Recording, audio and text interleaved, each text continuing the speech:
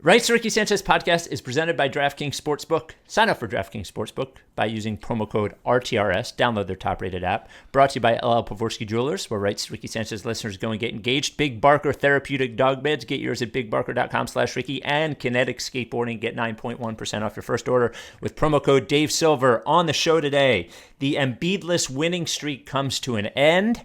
B-Ball Paul still stuck to the bench. Sixers add Mason Jones, so we will get Mike's scouting report on it. I feel like we have to call it the official Mike too long, too optimistic scouting report on every new Sixer. Right. Tobias Harris and Danny Green stay hot. Ben Simmons, maybe not so much. Final thoughts on the trade deadline, and the Nets add another 2019 All-Star. Before we get going, we do have a music podcast as well, the Carl Landry Record Club, hosted by me and Mutlu, also known as Tommy from Down the Shore. The episode that's out now focuses on 3 albums, one from the Mountain Goats, one from King Gizzard and the Lizard Wizard, and one from Killswitch Engage. We do that every pod. We do a listener album and one from each of us. And then one on Tuesday has albums from Ice Cube, Television, and Mad Season. Subscribe wherever you get your podcast, the Carl Landry Record Club. Without any further ado, Amos and the Chef.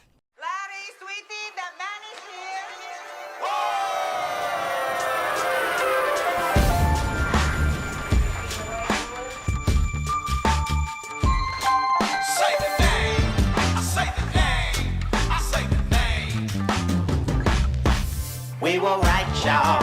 We were right. Even when it went wrong, we were right. We was right, y'all. We were right.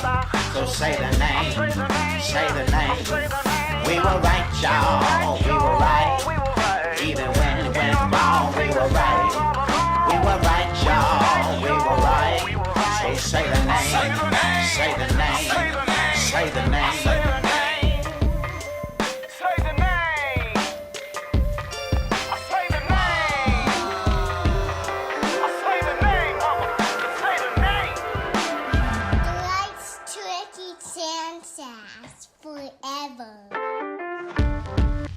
Welcome to the Rights to Ricky Sanchez podcast. I'm Spike Eskin, along with a guy who's still not out the mud. There we go. Mike Levin. Sure. What's up, man?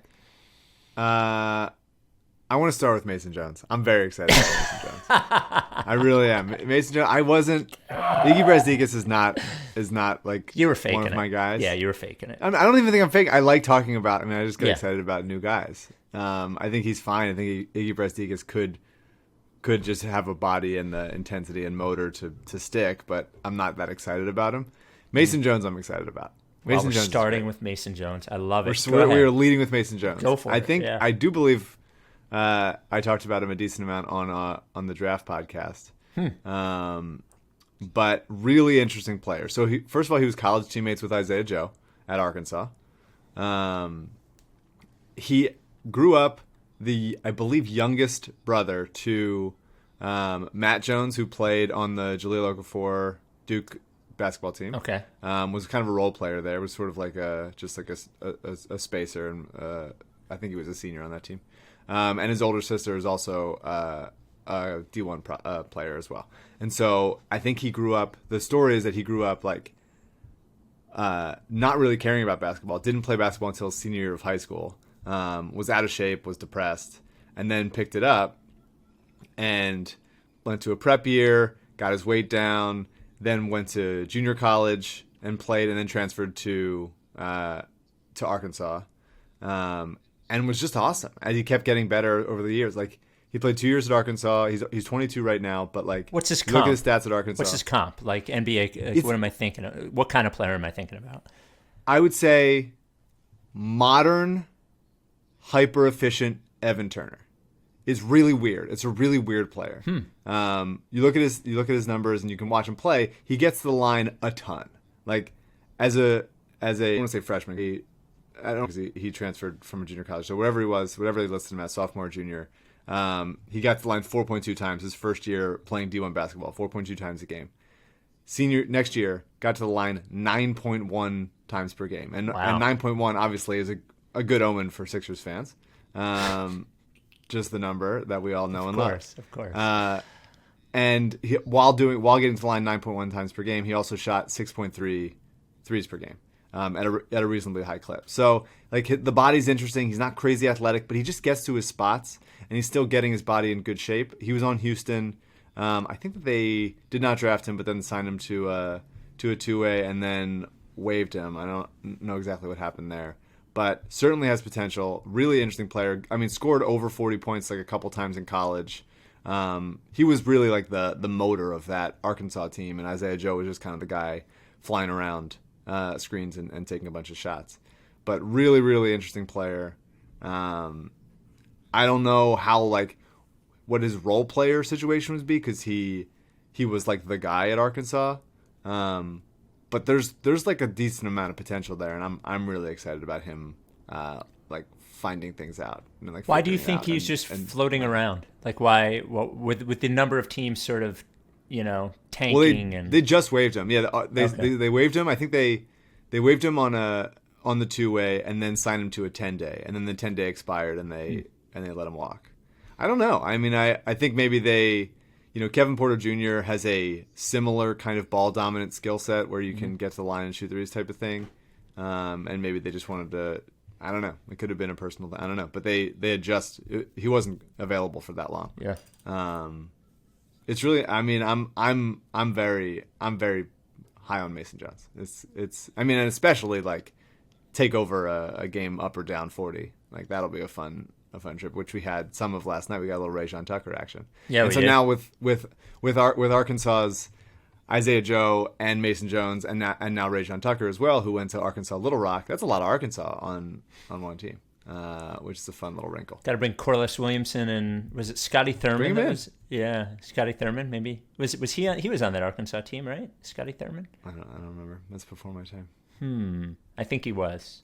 Yeah, it was a good team. But I can start talking about Arkansas draft prospects currently playing. No, if you want. no. Moses Moody, Devo Davis. No. We just did. We led off with Mason Jones. So okay, all right. That's fine. So we'll just use the Apple Podcast review as a pivot to the other stuff. 2,870 5-star ratings. When we get to 3,000, I have to read all the reviews again. This one comes from Fire Roseman.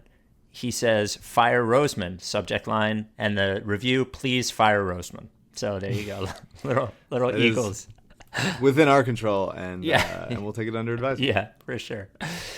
All right, so the Sixers were bound to lose at some point without Embiid. The Sixers lose to the Clippers, who are a confounding sort of team to watch because they look kind of slow and sort of disjointed, but they have two incredible offensive players and enough to keep it moving and just score at a rate that it was.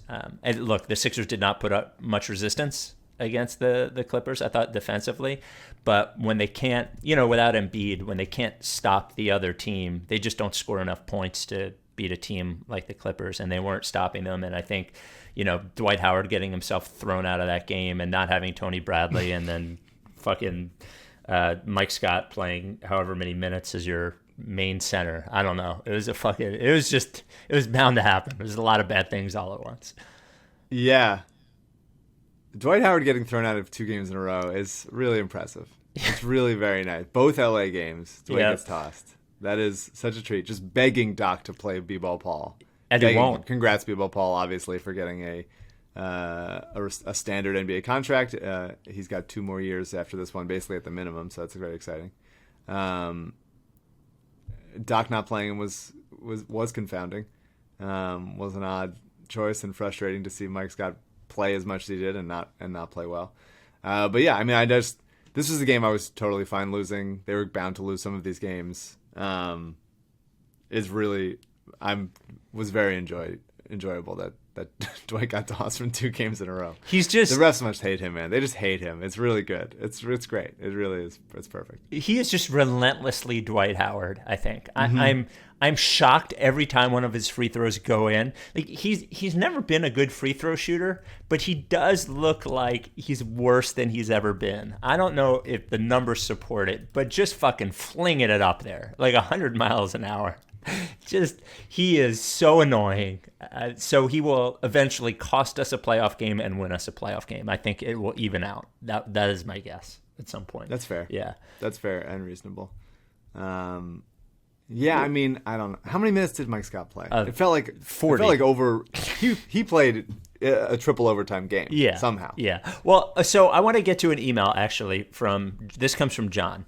He says, I know the vibes are strong, but do you have any concerns with Doc not changing his rotations with the playoffs in mind? In the playoffs, assume he won't do line changes, so he won't be playing units that don't have a ton of time together to develop chemistry. Did this happen with the Clippers when he was there?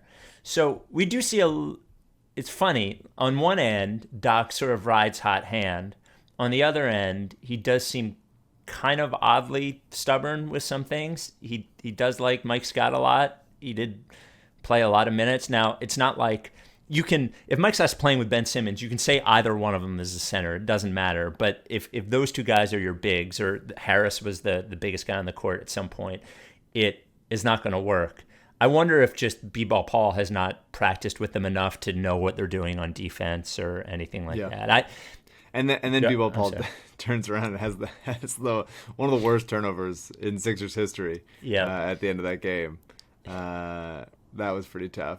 So it's not exactly a great option right now. No. But especially for like a veteran coach like Doc. But yeah, I mean, there were times when they were playing. Mike played 30 minutes. He was 1 of 6 from 3. He had 3 points and a rebound. It's just like, that's just not. You just can't. You got to give me more than that, man. Like, it's.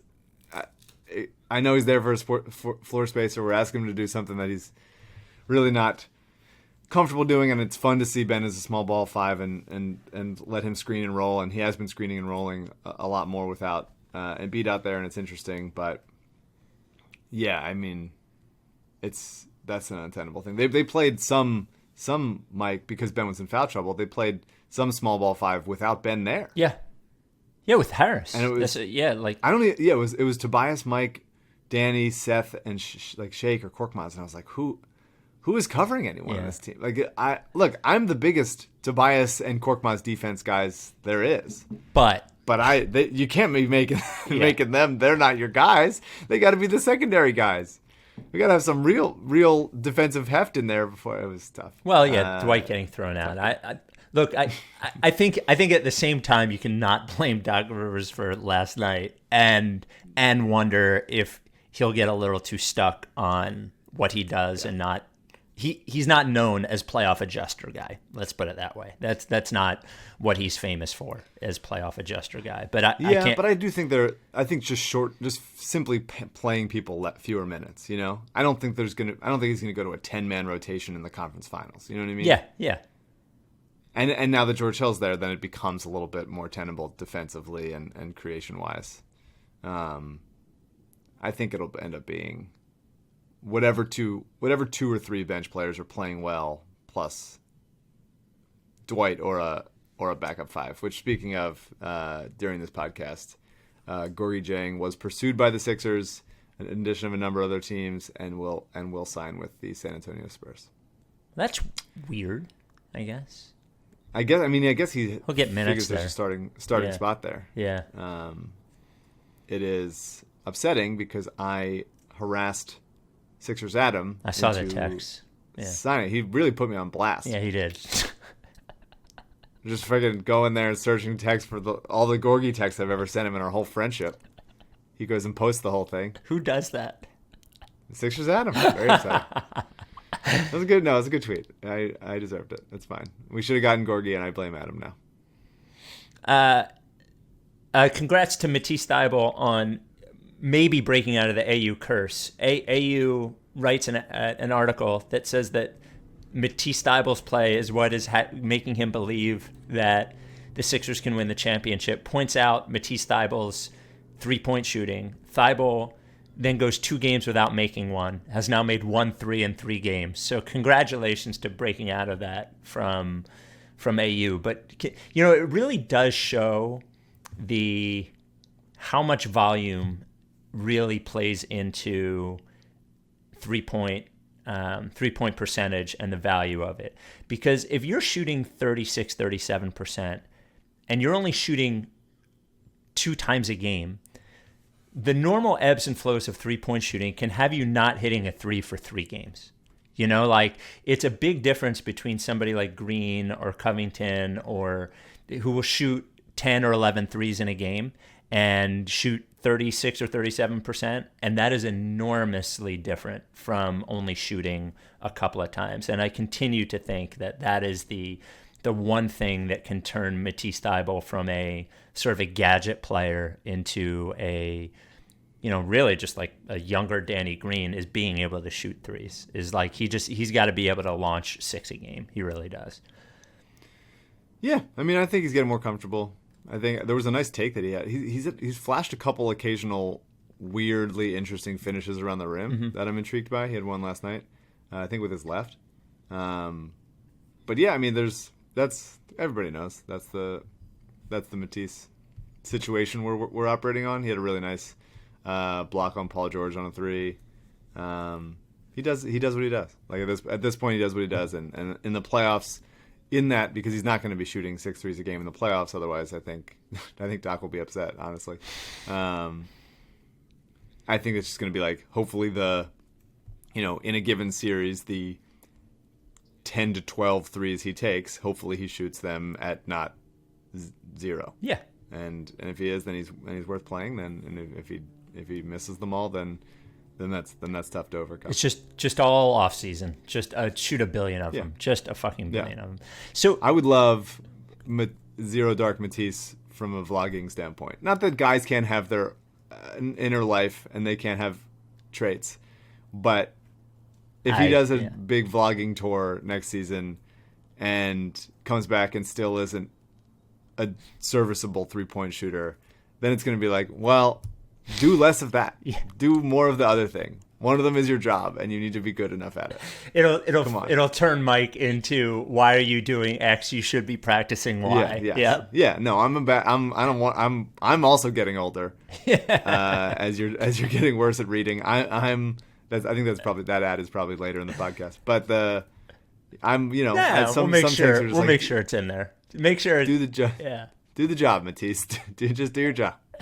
Hit some shots. Take some shots. So, I also thought, just while we're on the game, God, I really was very tickled by Dwight getting ejected in two games in a row. I was a little disappointed with Seth in last night's game. I've been really very impressed by his defense over the course of the year. And I thought he just had a horrible defensive game. I mean, Terrence Mann just like ate him up. Reggie Jackson ate him up. Like, he gave up he wasn't fast enough to guard those guys. They went right by him. Like they didn't even seem locked in. Yeah. And maybe, I mean, he's talked pretty openly about COVID symptoms. Who knows? But and how much he hates Paul George. And how much he hates Paul George. God, there's so much vitriol between these two teams. Yeah. Even the like 0.5 seconds left, little like alley-oop type shot. That's inexplicable. Like that's like a freshman in college type of play, and he's like a veteran who should know better that he can't have his back turned to the inbounder, so he knows where the ball is. So I was disappointed in that, but it sort of served as a reminder of like how well he's played defensively over the course of the year. And I do think this team has been great without Embiid. They've been way better than I thought they'd be. Mm-hmm. At a certain point, we just got to start talking about Tobias as like a really very consistent, borderline elite scorer in this league. I mean, he doesn't get to the line and he doesn't shoot threes, but he might be the best contested mid-range shooter in the league at this point. And I don't think that's what we would ideally want.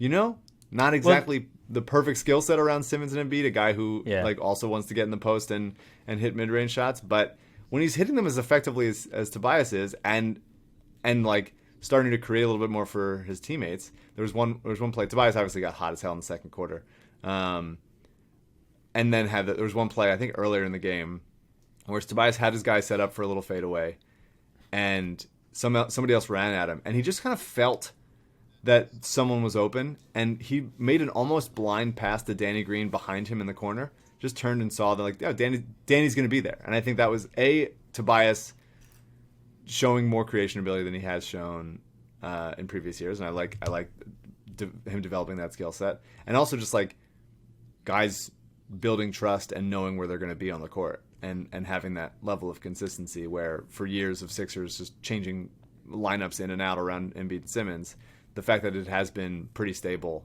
around Tobias as well, and now Danny and Seth are guys that you kind of just know what you're getting. It's nice to see that those kinds of plays rather than miscommunication plays that we had seen for years. Yeah, he's been great, obviously. I think the thing that you did throw in there as a caveat keeps him from being elite. That not getting to the line and not hitting threes is when, because it was funny. They on volume threes. Volume threes, right. Yeah, because I think he's shooting the fewest threes he has in a while per game. I think he's probably around like 3.5. I'm not looking at his stats, but I know it's under 4. So they flashed his stats up there for a second, and he's at 22 points a game. And it was amazing to me because AU has talked about his like relentless consistency, how he's always in that range of points. And I looked at it and I was like, why is it just 22? Like, why does it seem like more?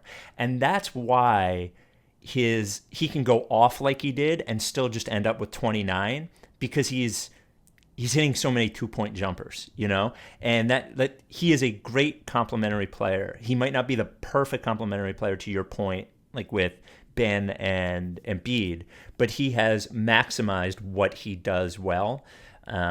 But like his inability to get to the line and the fact that he doesn't shoot a volume on threes is why he will seem like the hottest guy in the game and that he's totally going off. And you look at the end of the game and you're like, it seemed like more than 29 points. And I think that's probably the reason. So yeah, there's both a ceiling and a floor to Tobias's game, and they're pretty close by. Yeah. If at this point, if he gets to his spots, it really doesn't matter who's guarding him. Like, he's hitting shots over Paul George, over Kawhi. Mm-hmm.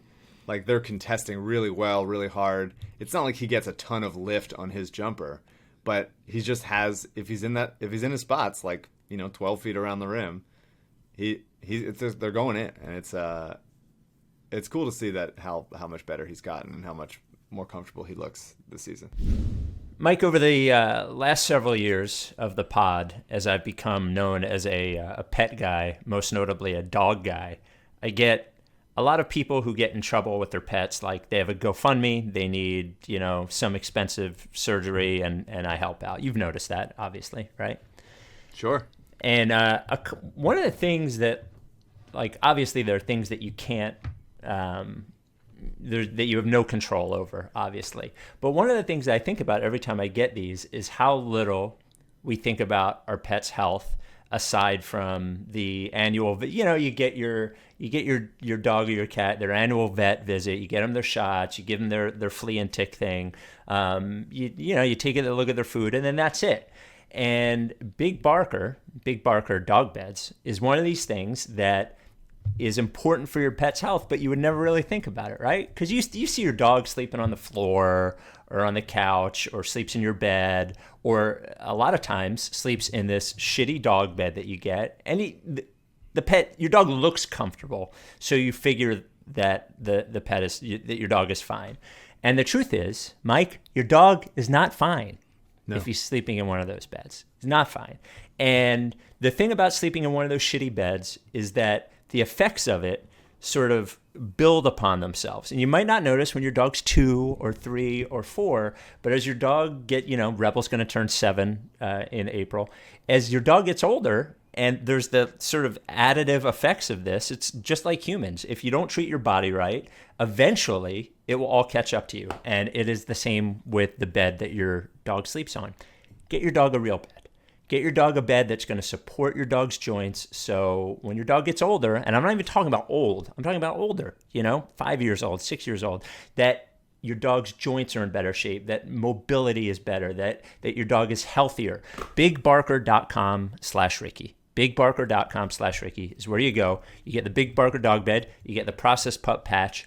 The patch is beautiful. Well, you get 2 of them, actually. Very good patch. But most importantly, you get this bed that has been shown to, by Penn Vet, they did a study, make your dog healthier. It's worth it, Like, you spend $50 or $60 on some shitty dog bed at the pet store, or you spend a couple $100 on a Big Barker, but you get this Big Barker that's going to last you 10 years and is actually going to keep your pet healthier. And down the road, you're going to have fewer health problems. You get one of these things. So it's actually designed by experts to support your dog's joints. You can see it when you look at the pictures. Look at the pictures of these dogs on these beds compared to your dog on the bed that sleeps on. It's just completely different. A 10-year warranty, as I mentioned. The foam doesn't flatten or they replace it for free. A 1-year at-home trial. If you don't like it, your dog won't sleep on it. They will even pay the shipping and give you a full refund. And it is made here in the USA. Big bark or dog beds? Yeah, there's not a lot of lift on it, but he also doesn't need a lot of room. You know, he doesn't need really any. I mean, he shoots it high, like all that stuff. Yeah. So Simmons had 6 turnovers and 2 assists since the All-Star break. Ben is at his normal 15, 8, and 7. But true shooting down to 50%, shooting about 4.5 free throws a game, 50 turnovers, 35 assists. I think it's 8 games, and shooting 52% from the line.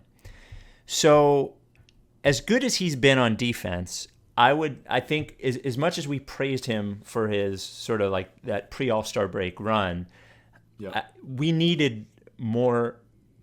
There is, to an extent, the is what he is thing. You would have hoped for more offense out of Simmons in this run. Even though they've been successful, you would have hoped for like a sort of a more get to the line creator sort of thing out of Simmons, and he hasn't really thrived in Embiid's absence at all. Yeah, I mean, I think it's a couple things. He's certainly taken his foot off the gas in some sense on offense and not doing what he did over that run, you know, especially in the Jazz game where he scored 42, and it has kind of given up on that. He's screening a lot more, which is nice to see and pretty necessary to do without Embiid. And I think also in this particular game, it was a bit of a ref show, some really bad foul calls, some stupid foul calls, and he fouled out of the game. So I think he only played 27 minutes. So I think part of it was like, especially when he's in foul trouble, he's not going to handle and try to force the issue because he could foul out, which he did anyway. So he was more of a screener. But also, I just don't think this team is setting him up for that much success without having him with more successful bigs. Like Dwight and Ben is fine. He rolls hard and can clean up his misses and stuff, but he's obviously not a dynamic player at this point in his career. Mike Scott is just not a three-point shooter that anybody respects at this point. And without Joel, like, it's Ben on his own with a bunch of guys that he's just trying to make it work. And I think that they could make it a lot easier on him if they had either gotten somebody in trade or if they bring somebody in over buyout that can provide some stretch five to it that would open up the floor a little bit more for Ben. It feels like he's, in the Lakers game, it felt like he's just kind of missing shots around the rim. I think he started like 0 for 3, all on pretty much layups.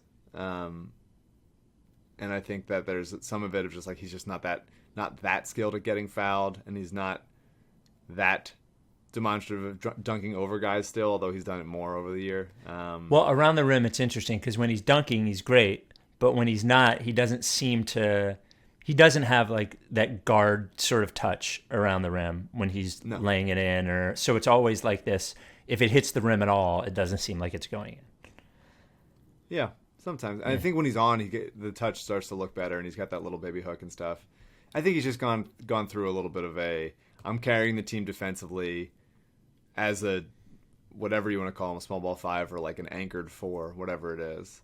And I think it hasn't been a great stretch. The team has been winning for the most part, so I'm not upset about it. But I just want Joel back. They're just not getting to the rim enough without Joel. Mm-hmm. I thought Dwight. I mean, him getting to the line 14 times is crazy. So good for him. But like, it just seemed like when it's just Ben lineups without that many dynamic players, you're talking like Curry and Green and Mike Scott and even Tobias or Shake or Korkmaz or whatever. It just feels like every possession down is a drive and kick, and you would just like to get a little bit more shots at the rim, because sometimes it seems like they fall into like, well, hey, we're down, every shot is a 3 at this point because nobody can really get all the way to the rim. or no one has decided to. I think both Tobias and Ben have their moments when, in a bad run, they can kind of take over and just like get to the line or get a decent shot off and like sort of stop the run and stem the tide. But it does feel like, without Joel Embiid, who is the MVP, they are worse. Like, I think that's not a hard thing to say. No. There's a big gaping hole. Yes, but it's a matter of like the other guys stepping up most of the time, and sometimes it's just not enough. One guy who has stepped up in the last 2 games, we would be remiss to not note that Danny Green had an excellent trade deadline game that evening against the Lakers, and then shot well against the Clippers as well, as he is the heart and soul of the Philadelphia 76ers. So. Absolute Danny Green, man. Did you see the video of that old lady? Yeah, who loved him? That was adorable. So Danny Green sent her a center of jersey and signed it. That's very cool. The backstory is some older woman, some person on Twitter's grandmom decided that she's gonna like one person from every team, and has just gotten into basketball a lot and watches a lot of League Pass. And so Danny was her favorite player in the Sixers, and then Danny sent her a jersey, which is very nice. Love it, yeah. I retweeted it if you want to look for it. But Danny's been great, and he's got that. I mean, the corner three is interesting. He's got that when he's open. It's obviously that's his shot. He basically perfected that shot. Talk about the floater, Mike. He's kind of got a floater going too. The floater's interesting. I wish he wouldn't try to do it against Kawhi Leonard. He gets a little high in his own supply. There's sometimes where it's just like, okay, Dan. Like, I'm impressed. I think AU is flummoxed by Korkmaz's floater, and I'm flummoxed by Danny's. But it's been going in, and the interesting thing, and he hit a couple big shots in the Lakers game, which we don't really talk about. Yes, that game got closer than it had to. But he's got that game winners. When the ball gets swung to him, it is the little like half pump fake. It's the like, I'm gonna pump fake so that you can come over here and contest, but then you're not gonna contest hard, and then I'm gonna rise up over you. You know what I mean? There's that little hesitation, and most of the time, that for other guys, that is like a death sentence for a shot. It's like you just find the rhythm, go up right away. It doesn't matter. Just like stay focused on the rim. And Danny almost invites the guy to come as close as possible, and then rises up after like a second of like a jab step like hesitation. It's very odd, but it's gone in a lot lately, and he's been great. And a very Danny Green line of 17 points and 0 other recorded things. Statistics. Yep. Wow. No rebounds, no assists, no steals, no blocks, no turnovers. Good for Danny. I'm sure his corner threes are going in every time. He's been awesome. So and speaking of, he talked a little bit about George Hill, because they were teammates in San Antonio, and that's an exciting. I hadn't like recalled that, because both guys have played for so many teams over the course of their careers. Yeah. And so that'll be a fun little pairing of guys who are a similar skill set and also know each other well. Speaking of George Hill, just a couple of leftover, because I had a chance to think about the trade deadline. We also had LeMarcus Alrdidge signing with the Nets. My final thought was this, after thinking more about George Hill, is that in my head, he is definitely going to be in closing lineups of important games, as long as he is the same George Hill, at least from last year. He's played limited minutes this year. To me, he's going to be, I think it was a good trade and it was helpful. He will be largely too important. And it reminds me of when he was on the Bucks a little bit. And he will be unless Joel, Tobias, Ben are like do what I don't totally believe that they'll be capable of doing in the playoffs. He will be largely a little too important as really the only guy in crunch time that can dribble, the only guy who could probably break a press by himself, dribbling the ball up the floor, and does just, as important as he will be, shine a light on that missing portion of the Sixers. I think it was a good trade, but my guess is we will largely depend too much on him. That's my sort of final thought on George Hill. I mean, maybe. I think that Doc still has optionality. I think that Seth is a guy that has impressed me as a ball handler. I think Tobias is capable of it. I'm not worried about there being too many ball handlers to like get trapped by like a West Virginia style press up the court if there's going to be some intense thing there. They could. I mean, they certainly get careless. The thing with the Sixers for me, they have everything. Like if Embiid is healthy, they are a team that should beat everyone. They're like the biggest weakness. They have shooting. They have some penetration. I think George Hill. Like, would it be nice if George Hill had James Harden's ability? Sure.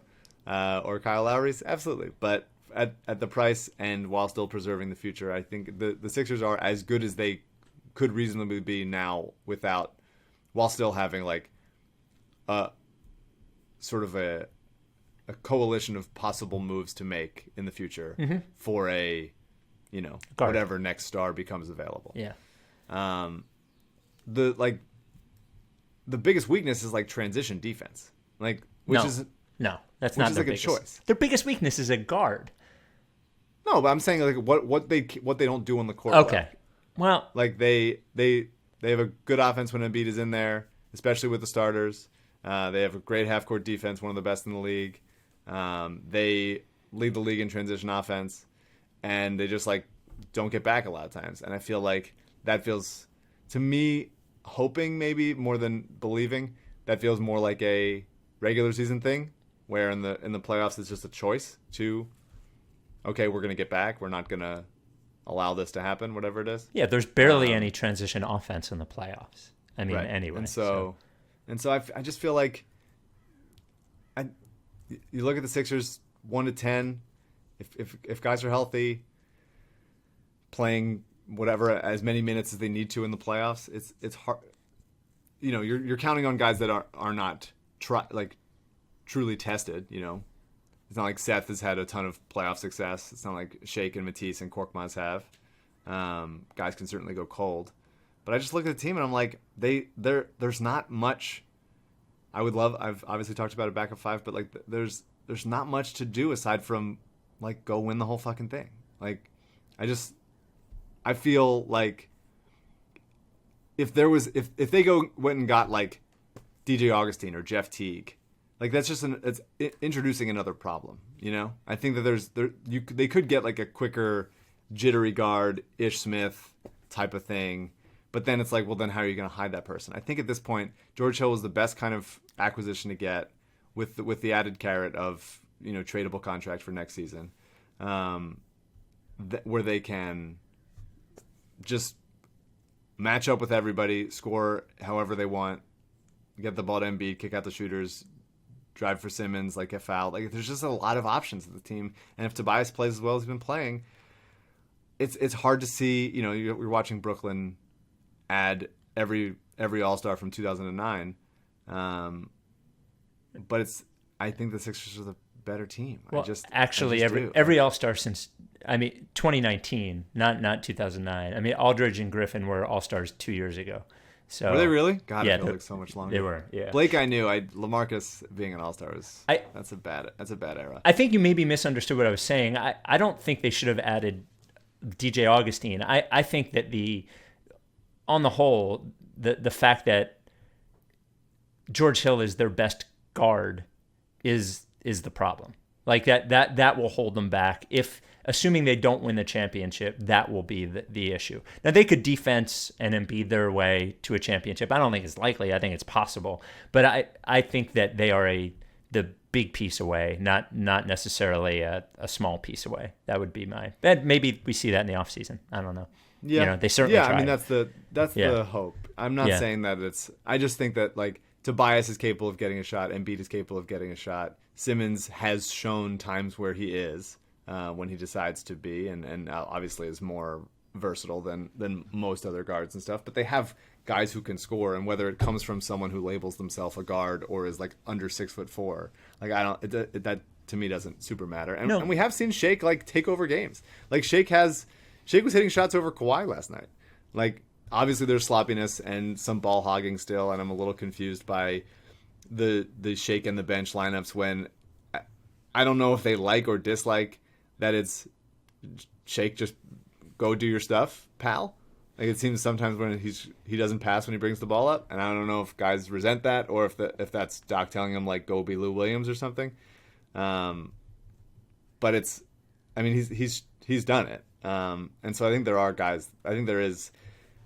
Is there one Damian Lillard type person that you just can set a high screen for and then it's over? No, they don't have that. But they have a lot of other stuff, and I think they have a lot of other stuff that other teams don't have. And so it might not look as normal as maybe we'd want it to sometimes. But I think that they're.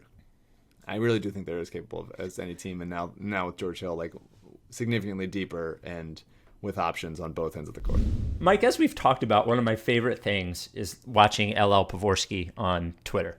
Like, I think we all realize that, people that are not quite as social media, a little more social media inept, older people sometimes, it's fun to watch on social media. Sometimes you're terrified, actually, if you're like me with my dad, but it's fun to watch LL. One of the things I love watching about LL is when the Sixers win, he takes like a screenshot of the box score from like ESPN.com and like posts it. Have you noticed that? Yeah, LL has a special understanding of the internet, I would say. Right. And it's a very, I mean, when you get those screenshots from various points, whether it's text or tweets or whatever, right. A lot of times the font is the biggest font you've ever seen in your life. And yeah, that is just you respect it. But it has to be noted. Yeah, it is enormous font. It's not cropped at all, so you do see the top of the phone. Or it's the best. As I delve into or I'm firmly in middle age right now, I did notice. Now I don't have giant phone the font yet. But I did notice that if I'm in my living room and I'm trying to read something and the lights are lower, I never had a problem before. But now I've become the can't see it guy. It's starting to happen. Yeah, it's comes for us all. Yeah. So LL not only is a great tweeter, but is the best jeweler in America. Just celebrated his 33rd anniversary of LL Povorski Jewelers right there at 707 Walnut. Only way that you stay in business that long is by either just fooling everyone just masterfully, which would be very hard, or you're just a solid guy, a great guy who sells great jewelry and takes good care of people. And he's taken great care of our listeners. Over 200 Ricky listeners have purchased engagement rings from LL. You walk in there, it's low pressure. It's just LL. Sometimes Jeff, his security guard, maybe one other salesperson, but it's not like one of those other jewelry stores where you walk in and they swarm on you. And he wants it to only be you. He wants it only, appointment only, whether it is in store, whether it's on the phone, whether it's on Zoom, whatever it is. He just wants to take care of you. Any price range, don't worry about it. Don't think you have to go in there spending, $25,000 on something. Like, you absolutely don't. Any price range, he will take care of you. And we say engagement rings all the time. There are other jewelry you need. Maybe it's wedding bands. Maybe it's just an anniversary present or something. LL is your guy. 707 Walnut. Like I said, make an appointment. 215-627-2252. If you don't want to call, that's fine. Nobody likes making phone calls anymore. Lee at llpovorski.com, or you can just tweet at him. Supports our charities with every pod. Providence Animal Center, Coded by Kids. LL Povorski Jewelers. Big font, big rings. Good one. Solid.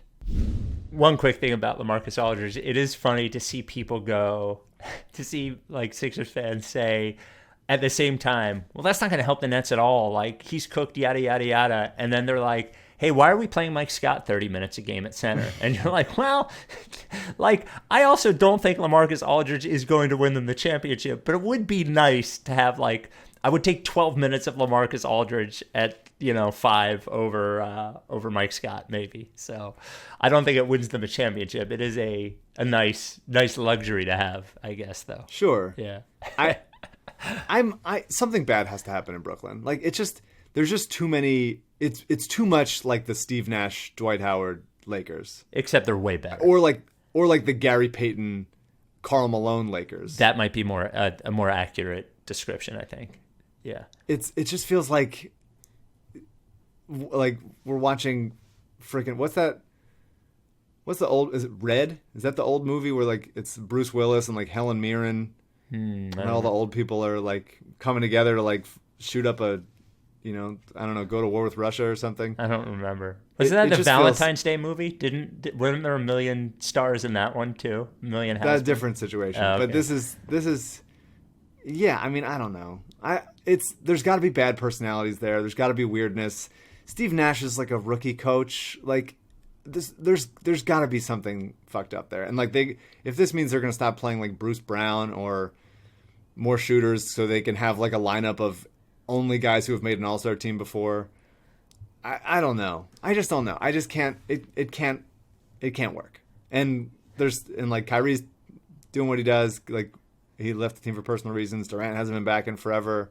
Harden's been excellent. But it just can't work. It can't. It does. It seems like something should go wrong. All that said, there's still one game behind us somehow with nobody playing. It is amazing. The Hard to Stomach YouTube comment of the week is brought to you by Kinetic Skateboarding.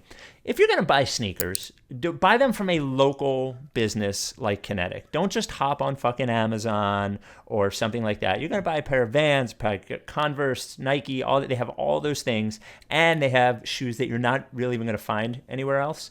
And you get 9.1% off your first order by using promo code Dave Silver at kineticskateboarding.com. This comes from Carlos Sanchez. Is anyone magnanimous enough to type out the lyrics of the intro song for the benefit of my non-American ass who just sings it as when we were wrong, went wrong, we were right for my daily morning drives to work? Isn't that the only lyrics in there? I mean, not exactly word for word. It's pretty Amos close. Wrote. Yeah. But yeah, you can say whatever. You can make the words whatever you want. Yeah. I mean, someone should give him the full lyrics. Carlo, thank you for listening. Obviously, it seems like English not your first language and you're following this somehow. So congrats. Someone type out the full lyrics for him. And also, I know it's only supposed to be one comment. Leave a comment here on YouTube. But this one came from I thought this was a funny one, came from our keynote Cal State Fullerton speech. This comes from Natural. This is like watching two of your homies interview on local TV at the county fair. It just seems so appropriate. At a Cal State fair in Fullerton, in Orange County. So onto the mailbag. We took some Twitter questions today. We never seem to take them from Twitter. So we have some writes to RickySanchez@gmail.com. One basketball, one non-basketball. And we got some from Twitter. This comes from Boyd. This comes from the actual mailbag. I thought this was a good one for you. I actually think he put in the subject line, this is more for Mike than it is for Spike. I'm watching the end of the Clippers game, and I just watched Rajon Tucker hit the crazy pull-up three at the end of the shot clock. As a guy like Spike, who rarely, if ever, watches college basketball, and this being the first time having to digest any basketball he's ever played, again, like Spike, I did not bother to watch any of the G League playoffs. I had a gut feeling there was a good chance we found a 5 years down the road playoff contributor that not many had ever heard of. Wanted to hear your opinions on the short amount of sample size on Rajon Tucker. I mean, Rajon's an absolute hoss. Like, he's just a 6'4", very muscular, incredibly bouncy ball of energy who can get to the rim a lot, create for others a little, and hit shots a little bit. And if he focuses on defense and learns the system, I think he's absolutely capable of being a contributor in the, Dante DiVincenzo type mold. Like, he should be able to play. Sixers now have too many guys who can play. We're now too good. There's too many guys at the end of the bench that I'm excited about. I have been noticing Tyrese Maxey has been shooting and hitting threes off the catch a little bit more. He looked pretty comfortable on that 1-3 last night. It looked pretty smooth. He did it against the Lakers too, I think. Yeah. He's just starting to look a little smoother and more comfortable, and that just comes with time. So hopefully that keeps coming. But yeah, I mean, I want and I'm being robbed of Isaiah Joe minutes. Obviously, B-Ball Paul. I want to see if Iggy Brezdikas gets here, if they just keep the roster spot open for a third big. Mason Jones, we've already spent 45 minutes on. They're too good now, and I do like Rajon, and I hope he sticks. He's awesome. Is that your comp, Dante DiVincenzo? Is he a good comp? Yeah, I mean, he's not the high level creator that DiVincenzo. He doesn't have he's probably not as natural of a shooter. Yeah, but I don't think there's a reason why Rajon couldn't be like that. Yeah. DiVincenzo really passes the eye test to me. I never know what his stats are, but when I watch him, I always think I would like to have him on the Sixers. You know? Yeah, I mean, I think because it's a Giannis situation, like he's kind of being painted as you just shoot threes, and I don't think that's like his natural thing he's best at. It's not like the highlight of his skill. But I think he's an NBA player, and I think he's like not a guy that you need to like game plan around. Or like have him be, hide or anything like that. I think he's just like a solid player with an NBA body that can do a bunch of stuff on the court. On Twitter, this is from Justin D4885, basketball, non-basketball. Basketball question: who would you take right now, Tobias Harris or Paul George? Well, on this team, the answer is very clearly Tobias Harris. Oh yeah, considering putting Paul all George things and Seth Curry and Doc in the same place doesn't seem great. Right? Did someone actually? Did Danny? I should have just asked. Sean O'Connor tweeted that Danny said something after a play about Doc's daughter, like this is for Callie type of thing. I don't know if it was real or not. I believed it. I believed it inherently, but Sean may have just been joking. I have no idea how that stuff works. People that have like so much history on the court and especially like Doc coached him last year is just very, very bizarre. There's a lot there. I mean, a lot. Yeah, it's a lot. It's too much. It's way too much. It makes me uncomfortable to even like see them on the court together. It feels I get sort of squeamish sometimes at like very uncomfortable, awkward moments, and that whole thing was one for me. They're covering each other. Doc's saying stuff. I didn't like it. Yeah, but I mean, Paul George is a better player and a better fit for this team if he could. But he's also like he's not Tobias. I love Tobias. Come on. And non-basketball question: what's your favorite kind of weather? I mean, I live in Los Angeles, so I think that clears it up pretty easily. I think my favorite kind of weather is none. Yeah, and that is pretty solidly Los Angeles. You know, there's no weather at all. It's like catastrophic. Right. I don't mind. I don't mind really cold. I actually don't mind really hot anymore. I think my favorite kind of weather is probably Los Angeles in late November, early December. That 60, 66 during the day, maybe a 52 at night. I like to be able to wear a hoodie, wear whatever clothes I want, and not have to worry about being sweating or being cold. So this comes from Jeannie Rose on Twitter. He goes, assuming full health is the new closing lineup, Hill, Green, Simmons, Harris, Embiid, who could break into it, where, and why? I think that is the closing lineup. I think it depends on the situation. I think Shake could. I think Curry could. I think if Danny's not playing well, Matisse could. Some Korkmaz, maybe less Korkmaz at this point, but you would have Matisse in a closing lineup if they're up, yeah. Especially if it's like against a team that has a weapon that you want Matisse to sort of shut down. Yeah, absolutely. This comes. I'm trying to think the one. I mean, no, he wouldn't. I think that's generally the closing lineup. I think generally, yes, that will be the closing lineup. This comes from Shane. No mailbag or anything, basketball or non-basketball questions. I just want to lend some further weight to the confirmation that the popularization of B-Ball Paul is definitely Ricky-driven.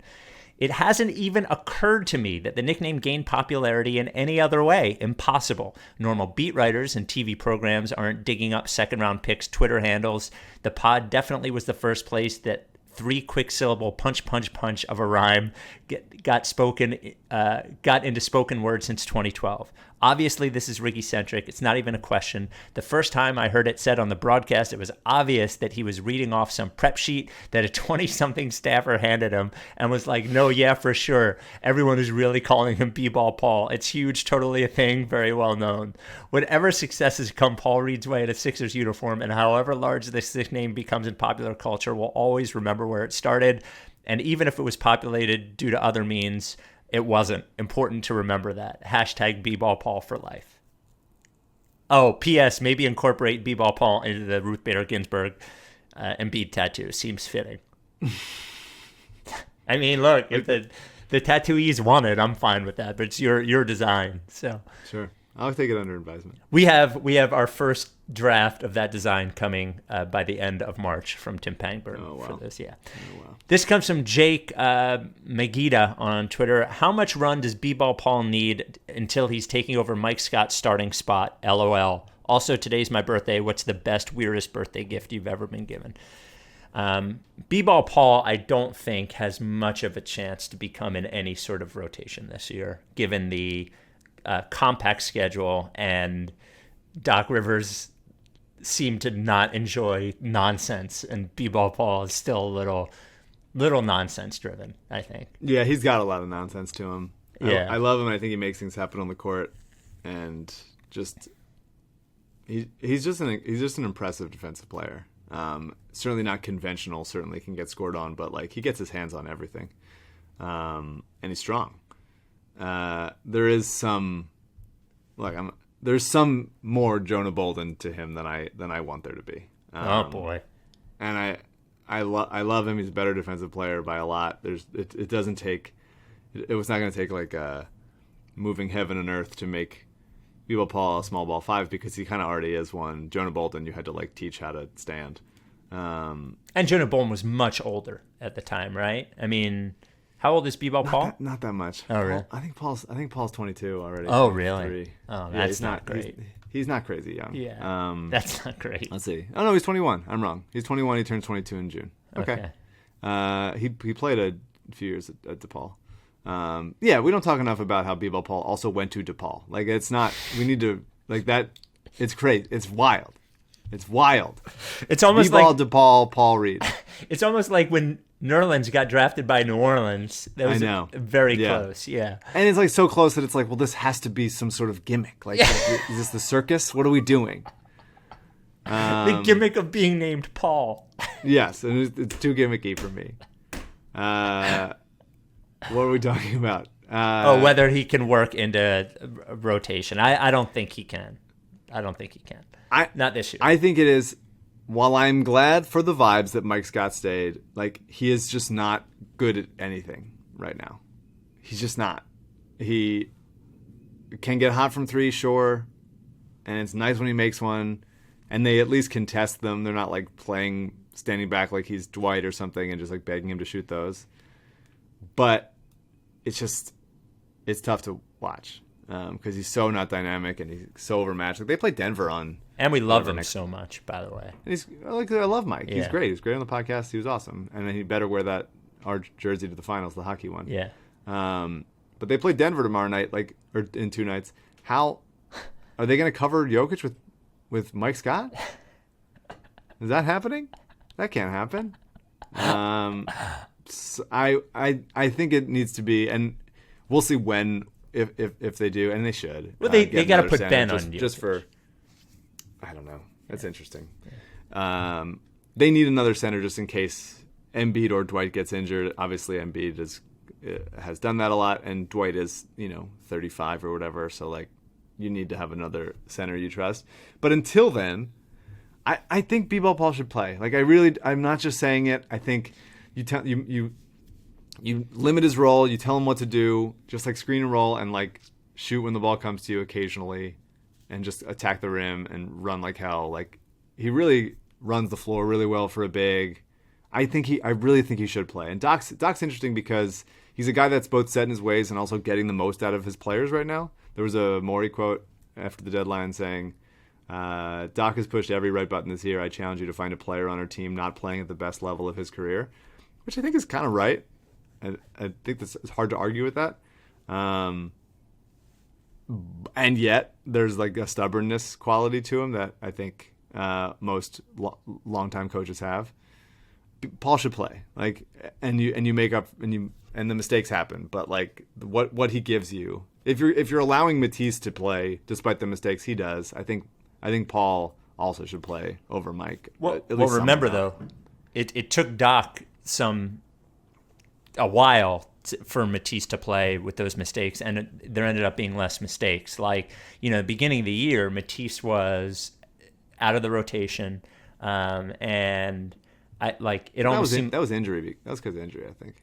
No, I don't think so. He was I don't think Doc wanted to play him. I don't think it had to do with it. He was always talking about how great he was and how special he was, and he's going to find a role. Even when he wasn't in the rotation for a second, I think it was like Doc was always talking about him. I think it was just he hadn't worked up to speed yet, a lot of it. And since then, he's been all the way in. But I also think Matisse Thybulle is making fewer mistakes. Like the fouls seem like they're less. I mean, I still, you talked about him shutting someone down. I still worry about him on someone like, because Lowry seemed to trick him into fouls pretty easily. I worry about Matisse on somebody like Harden who can goad him into fouls easily, but he doesn't seem to foul as much as he used to. Weirdest birthday present? Do you remember a weird birthday present? I don't think I have one. Yeah, I'm not a gift guy. I'm really not a gift guy. Giving or receiving, just sort of give me a meal. That's all I need. I think I can talk about the weirdest one I ever got. I got my brother, now this was long before Cameo. Maybe he was 14, so maybe 20 years ago. I reached out to, Beetlejuice from the Howard Stern show? Beetlejuice? Sure. So I reached out to his manager, Sean, rest in peace, and I was like, hey, here's some stuff about my brother. Could you send me a VHS tape of Beetlejuice just like tearing my brother to shreds? And he did it. A VHS tape? Yeah. I mean, it was a long time ago. Yeah. One more. This comes from Chris. Wrote into our email. Basketball question. Do you think the NBA will eventually make a change to the buyout situation? Seems like the level of talent for the buyout market is continuing to increase every year. Guys like Andre Drummond, LeMarcus Alrdidge, and Blake Griffin are buyout guys now. Although they aren't all-stars, they aren't back-end rotation players. I don't know. If players are willing to give back money and the teams are willing to lose and admit a mistake, I don't know what else you could do, right? Yeah, I mean, I think that you could have a I've waiver. Seen some people talking about it, and I get how it's frustrating how most guys just go to New York or LA or Miami. Mm-hmm. Although Sixers Adam did cause Gorgie Jang to go to San Antonio. It is the kind of thing where it's you both want player movement and player flexibility and stuff, and if they choose to give back money, then they should be able to pick where they go. So it might be like a just deal with it kind of thing. But there also could be a situation where if a guy gets waived, then he has to go through like the waiver process rather than a buyout process. And you could do something like I think I saw somebody talking about, okay, then you don't get to have these guys at the minimum. Yeah. You get to have them at like a portion of what they were making before, like LeMarcus and Blake making like $30 million, whatever it was. If they get bought out, they still are, maybe you don't have to pay $30 million to get them again, but you have to pay like 7 or 5 or something like that. They can't be just. If they've had some qualification before, maybe they can't be had for just like dirt cheap. But it's guys. If they want to go somewhere, they should kind of be able to go somewhere. Especially if they're giving money back, which I wouldn't do. I would not do that. If the team doesn't want them and they want to give money back, it's like whatever. It feels like a little bit of sour grape stuff, and until it swings a championship. Like, if the Nets win the championship, it's not going to be because of fucking Blake Griffin. It's going to be because they have 2 of the 5 best players in the NBA and Kyrie Irving. That'll probably be more likely to be the reason. Yeah, and it just shows how much of a structural advantage those kinds of teams have. Yeah. If you're like reasonably serviceable in Brooklyn, New York, LA, Miami, Golden State, you can just basically not care about the rest of your roster, trade everybody for whatever, and just know like, hey, guys are going to want to come here because we live in a traditionally cool place. And it's just like, I don't know what you can do about that aside from like put all the teams in there. Yes, every team is Brooklyn. Every team lives in a small space. There is also just a second. Any thoughts on Al Horford not playing the rest of the season? Oh, well, they should send in Jerry Colangelo, do something about that, right? Because I don't think Mike Muscala dressed last night either. So, if a team is losing on purpose like that, like Oklahoma City is doing, Many teams are doing. Orlando's losing on purpose. They should. I mean, Brian Colangelo is faking doing something in Australia with a team he fake owns. You could maybe call him in. Jerry Colangelo's still not dead as far as the reports go. So you could bring him in. Dead. Any ideas from you? I mean, I wonder what Dave Silver's doing at this moment. Yeah, it is really. I do wonder if has there been any self-reflection from Dave Silver and the other owners that like forced his hand to do that kind of stuff? Has there been like, oh, we did them dirty, like, because they probably don't think like, oh, forcing Jerry Colangelo on them was a bad thing. They probably were like, yeah, it saved the franchise. They matured so well because of it, and now they're wrong, of course. But I do wonder if like this, the Sixers just took so much shit from like national media and the NBA and all this stuff for doing what like everybody's doing right now, and they did it like with the choice and intentionally. Whereas like Oklahoma City is like really begging people to stay home so they can lose, please, because they're not losing enough. And the Magic for years, and among other teams, were trying to be good and losing by accident. And like the Wolves as well. And it's like, just because this was part of a decision that they wanted to do that was ultimately successful, and they weren't doing lip service, and now nobody's doing lip service. Now everybody's doing the same thing. And so maybe it's easier because it's like it's a COVID year and there's fans at lower capacity anyway, so it's not, and some teams still don't have fans, so it's not as much of a concern. But I mean, there should be a public apology. Like there should be like a full like mea culpa, and maybe in a process 30 for 30 down the road, Adam Silver goes like, you know what, maybe I whatever. And even if he does that, I'll still be mad. We should get a draft pick. Like he should award us a draft pick for what happened. Absolutely. And he should resign, honestly. I think he should resign. Look, there's the CEO of Harris. He should resign right now for what happened like 6 years ago? Correct. Yeah. Look, when there's no statute of limitations on being fucking wrong, what he did was wrong. He should retire. David Stern in the grave should fucking retire again. Everyone involved with that whole situation, which David Stern was involved, Jerry Colangelo should retire, and then after he passes away of natural causes, retire again. Everyone involved. Brian Colangelo should retire. Josh Harris should retire. Scott O'Neil should retire. Everyone should retire. My Jerry Colangelo should die of natural causes shirt is raising a lot of questions already answered by my opinion on the shirt. And then finally, non-basketball question. I thought this was funny even though I don't have an answer. I was at work and I had thought my Bluetooth headphones were connected, but they weren't. Unknowingly, at 100% volume, I resumed the pod in the middle of the By Nature pet food ad, and Spike says, "Start having healthy poops." Thankfully, only one other person was in the office with me, and they paid it zero attention. Have you guys ever had any mishaps in public with your volume being way too loud while listening to something other people would find weird?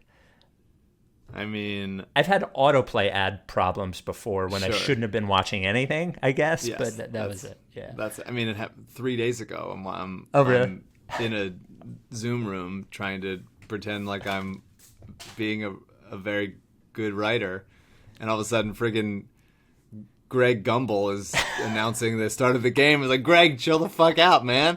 Just cool it. I'm trying to work. And so someone was like, is someone watching a game? And I was like, oh yeah, some autoplay, something or other. My bad. Yeah, let's just Zoom, something, I don't know, something, computers, what do you do?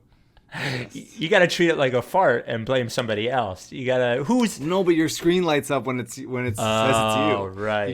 We can't fart live with this one. Your default. It like lights up and says like, this Mike is speaking. Mike is speaking, and he sounds a lot like Greg Gumbel announcing the start of this basketball game. How's the tournament going for you, by the way? Good? It's going great. Yeah? Yeah, I love it. I'm having a great time. That's awesome. All right, we will talk to you. We're going to be back, unless something catastrophic happens, we'll be back Thursday after the Cavs game, right? Hope maybe that will be a Joel Embiid return game. We don't know. Maybe. Seemed like a promising update from Daryl earlier in the week, so fingers crossed. Maybe George Hill will be here by now, unless he is on the Alec Burks, Glenn Robinson III plan to get here. He might be. He might be maybe. just because he just holding up a thumb that's like slightly injured. I mean, imagine hitchhiking during COVID era. Must be even tougher than normal. So maybe he'll be here by the playoffs. All right, we'll talk to you then. Are you done with PTP? Yeah, like this. If you don't fuck with me, then I won't fuck with you. If you don't fuck with me, Then I won't fuck with you. but if you fuck with me, Time for Flynn.